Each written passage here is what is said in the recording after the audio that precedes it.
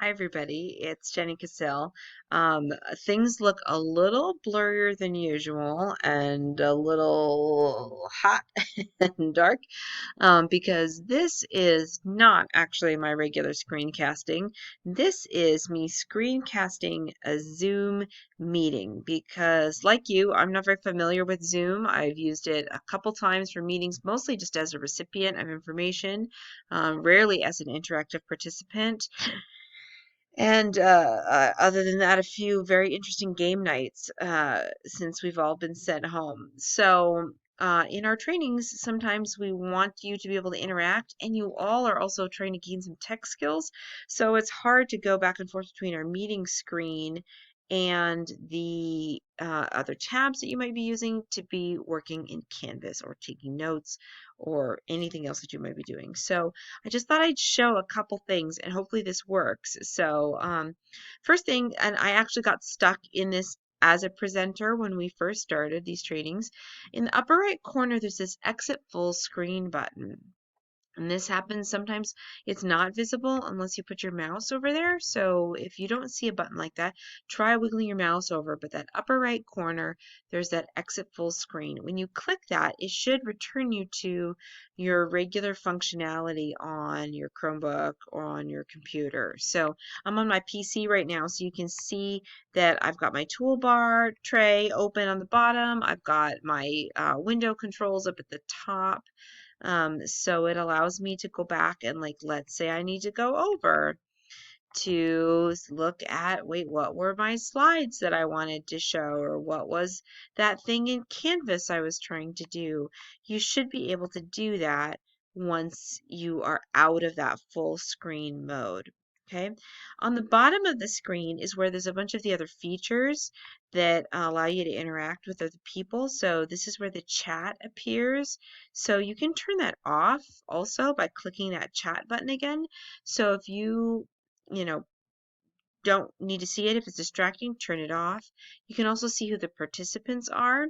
I'll be honest, I haven't figured out a way to interact with other participants very effectively other than typing their name in the chat. And apparently as the host, I can invite, mute, and unmute all of you. So please don't give me more power than that. That's really already more than I can handle. So there's this reaction button that you can do. So you can give a thumbs up.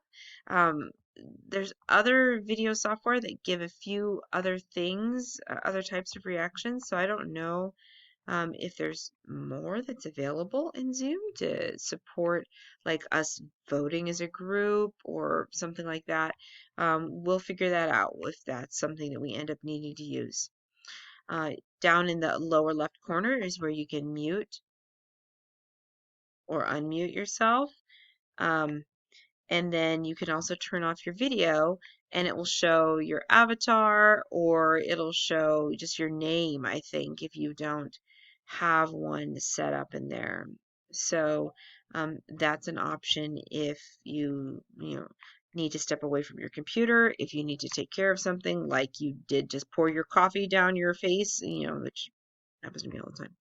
So you'll notice that that toolbar goes away if my mouse isn't moving. So when in doubt, panic and jiggle your mouse, right?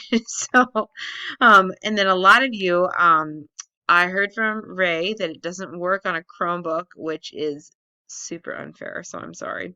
But this is how you can do that virtual background. So if you've got a place that you really wish you could show. Oh man, my mouse is like invisible on this background.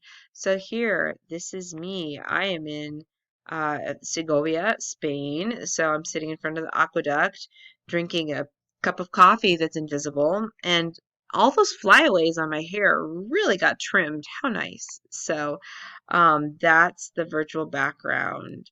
And as you can see, it's a little glitchy for me. So my mouse is invisible and I can't turn it off.